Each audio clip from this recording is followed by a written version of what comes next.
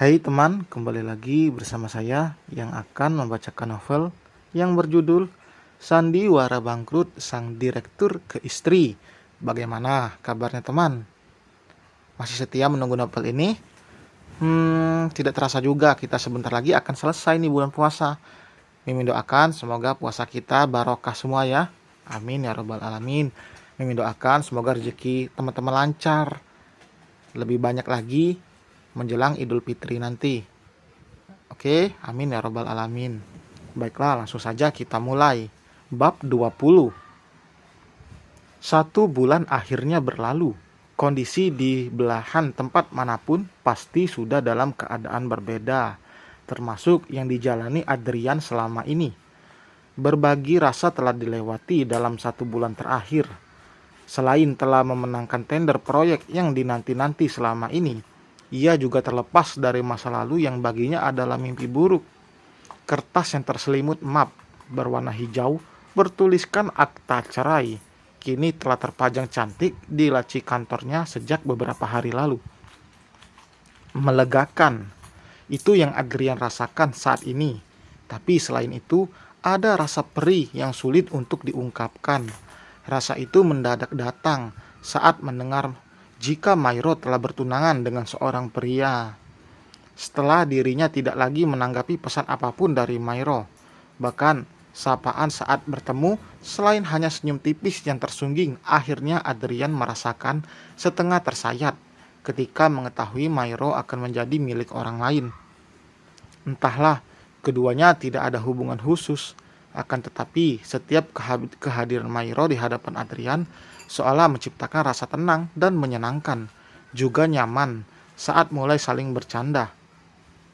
Wah, sang Duren lagi melamun nih. Kedua mata Adrian mendadak berkedip, lalu beralih pandang pada sosok pria yang tak lain adalah sahabat dekatnya, Axel. Bayangan masa yang dilewati pun buyar seiring suara itu terdengar lantang di telinga. Adrian hanya mendengus heran menanggapi ucapan Axel. Ia merasa tidak menyangka jika dirinya kini telah menyandang status duda, lebih tepatnya Duren alias duda keren. Jangan melamus terunyan. Bisa-bisa kesambet kamu. Axel mendaratkan pantat di kursi seberang meja Adrian. Harusnya kamu senang kan? Sudah menang tender, dapat status jelas dari pengadilan pula. Selanjutnya kamu bisa pilih beberapa cewek yang masuk kriteriamu yang aku pilihkan kemarin. Aku gak tertarik, saut Adrian pendek. Lah, kenapa gak kamu aja yang pilih? Kamu kan jomblo. Lanjutnya ya seketika menciutkan wajah Axel. Pria itu memang seolah tidak tertarik untuk menjalin rumah tangga dengan wanita manapun. Banyak wanita yang sudah dia pacari, tapi akan dia putuskan saat beberapa dari mereka meminta keseriusan hubungan. Lebih tepatnya melamar. Alasannya tidak berminat rumah tangga. Setiap Adrian bertanya, tak ada jawaban jelas yang Axel kemukakan selain hanya ingin senang-senang saja. Namun belakangan ini Adrian baru mengerti kenapa Axel seperti itu. Bagi dia, wanita hanya membuat hidupnya terganggu dengan rengekan dan permintaan yang terkadang memusingkan kepala. Apalagi saat banyak teman mengeluh para istri-istri setiap kali sedang ngambek. Hanya meminta hal sepele, tapi harus menjalani berbagai macam drama membingungkan hingga membuat para suami kewalahan. Tak sedikit dari mereka berakhir dengan saling diam dan pergi tanpa pamit. Memusingkan bukan? Sementara Adrian tidak. Apa yang ia dapati dari Naya sangat jauh dari anggapan Axel. Wanita itu bahkan tidak segan meminta sesuatu barang yang langsung dia ucapkan saat itu juga. Pergi berlibur ke Eropa, menyebutkan tas branded dengan harga fantastis yang ingin dibelinya. Lalu yang terakhir, sebelum ia memutuskan pura-pura bangkrut adalah meminta dibelikan berlian.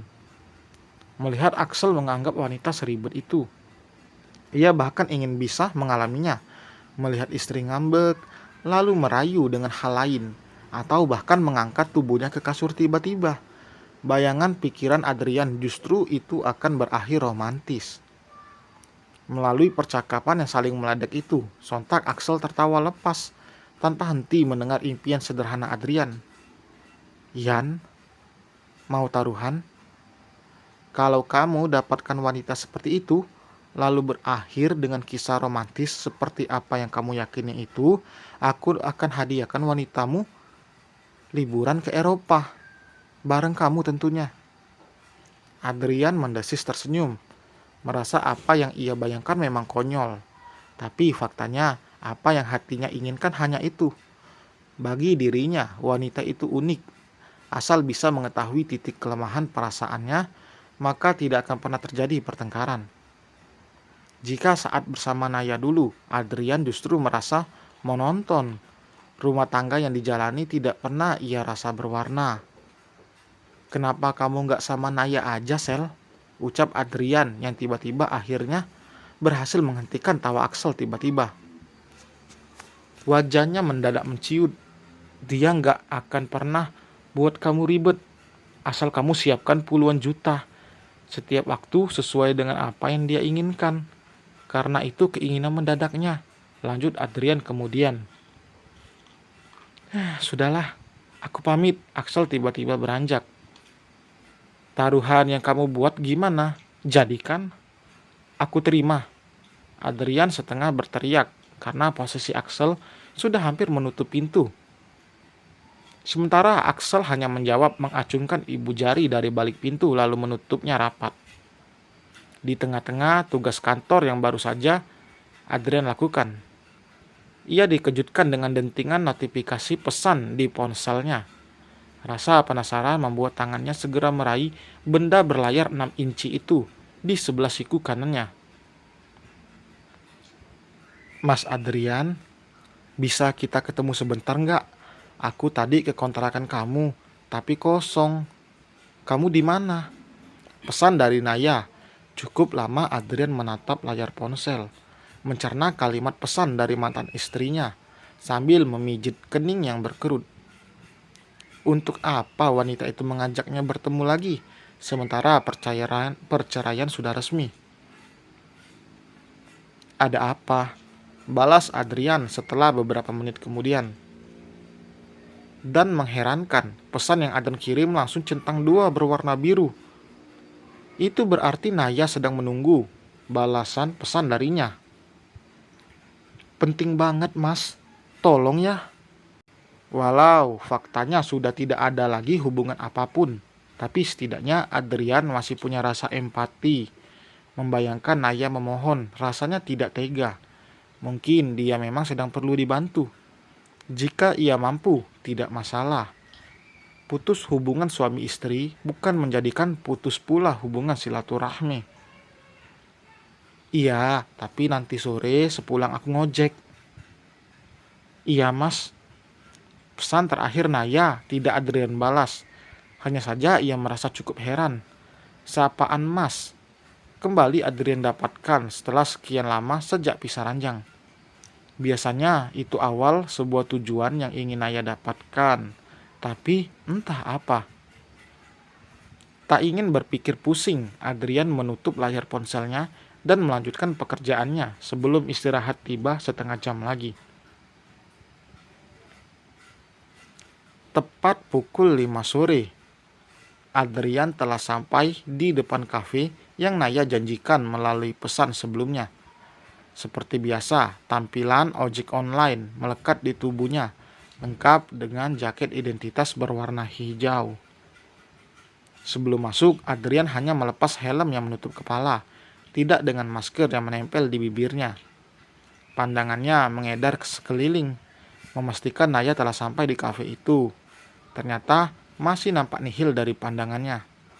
Barulah jawaban Adrian dapatkan setelah membuka pintu kafe. Lambaian tangan Naya langsung ia lihat tepat di kursi sebelah tembok. Dia tersenyum manis ke arahnya. Senyum yang hanya Adrian dapatkan dari wanita itu jika permintaannya dipenuhi waktu dulu. Tak lama Adrian melangkah mendekati kursi lalu menarik pelan dan mendaratkan pantatnya di sana. Melihat Naya masih tersenyum, Terpaksa Adrian balas senyuman itu. Kamu mau pesan apa? Biar aku pesankan. Naya membuka suara lebih dulu. Apa saja, saut Adrian santai. Tak lama, es jeruk yang dipesan Naya untuk Adrian pun datang. Tak lupa kue brownies sebagai pelengkap ikut terhidang di atas meja. Setelah waiters berlalu kembali ke tempatnya, barulah Adrian mulai menanyakan maksud tujuan Naya meminta bertemu. Aku pengen balikan sama kamu, Mas.